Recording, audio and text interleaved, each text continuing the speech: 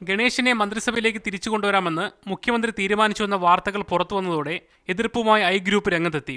പാർട്ടിയിലും UDF-ലും കൂടിയാലോചിക്കാതെ തീരുമാനമെടുത്താൽ അതിന്റെ മുറിവുണങ്ങാൻ സമയമെടുക്കുമെന്ന് KPCC general secretary KP Anilkumar മുഖ്യമന്ത്രിക്കും KPCC പ്രസിഡന്റിനും അയച്ച കത്തിൽ മുന്നറിയിപ്പ് നൽകി. അപ്പോൾ പാർട്ടിക്കകത്ത് ചർച്ച ചെയ്ത് മുന്നണിക്കകത്ത് ചർച്ച ചെയ്ത് അഭിപ്രായ വ്യത്യാസങ്ങളിലേക്ക് ഗണേശൻ മന്ത്രിയാകുന്നത് ഞങ്ങൾ ആരോഗ്യരല്ല. ഇക്കാര്യത്തിൽ തീരുമാനമെടുക്കേണ്ടത് മുഖ്യമന്ത്രിയാണെന്ന് പറഞ്ഞ രമേശ് ചെന്നിത്തല ഉത്തരവാദിത്തം മുഖ്യമന്ത്രിക്കാണെന്ന പരോക്ഷ സൂചന നൽകുകയായിരുന്നു.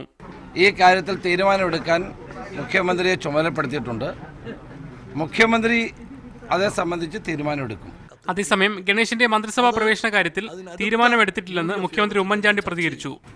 അത് സംബന്ധിച്ച് എല്ലാവരുമായി ചർച്ച ചെയ്ത ശേഷം തീരുമാനമെടുക്കാൻ വേണ്ടി എന്നെ ചുമതലപ്പെടുത്തി. ആ തീരുമാനം വന്നാൽ ആദ്യം അറിയിക്കുന്നത് നിങ്ങളെയായിരിക്കും. ഇതോടെ ഈ മാസം 18-ന് നടക്കുന്ന പാർട്ടി സർക്കാർ ഏകോപന സമിതി യോഗവും 28-ന് നടക്കുന്ന UDF യോഗവും കഴിയാതെ ഗണേഷ് കുമാറിന്റെ മന്ത്രിസഭാ പ്രവേശന കാര്യത്തിൽ തീരുമാനമാകില്ലെന്ന് ഉറപ്പായി. ഇതര ബ്യൂറോകൾക്കൊപ്പം മീഡിയ 1 തിരുവനന്തപുരം.